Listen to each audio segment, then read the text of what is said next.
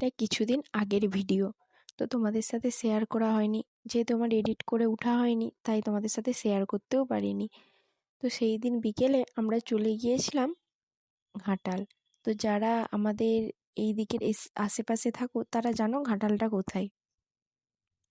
তো যখন কানে আমরা শুনতে পেলাম যে আমাদের একজন নতুন সদস্য এসেছে, তো আমরা দেরি না করে বিকেলেই বেরিয়ে পড়লাম তাকে দেখতে। তো সেই মতো বাসে উঠে পড়েছি। আর দেখতেই পেলে সোনামা এদিকে ওর দিদির কাছে বসে আছে, আর আমি একটা সিট পেয়েছিলাম, তো আমি একা বসে আছি। তো যেতে যেতে একটু ভিডিও করেছিলাম, সেটাই তোমাদের সাথে শেয়ার করে দিলাম।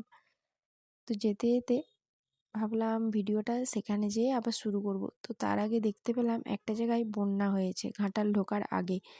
তো বন্যাটা এবছর ভীষণ হচ্ছে, মানে বৃষ্টিটাও যেই পরিমাণে হচ্ছে সেই পরিমাণে বন্যা হচ্ছে। তো দেখো কত লোকের বাড়ি ডুবে গেছে, কত মানে চাষের জমি, প্রচুর ক্ষতি হয়েছে এবছর। তো যাই হোক, যা প্রকৃতির নিয়ম। তোমাদের সাথে গল্প করতে করতে চলে এসেছি নার্সিংহোমে।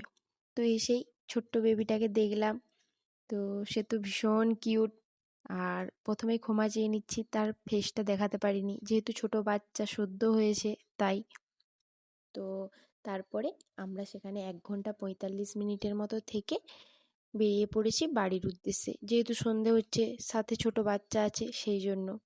আর সোনামার কথা সেখানে কি বলবো, ভীষণ দুষ্টুমি করছিল। যেহেতু সেখানে ওর একটা ছোট দিদিও ছিল, তো দুটো বাচ্চা সেখানে থাকলে যা করে।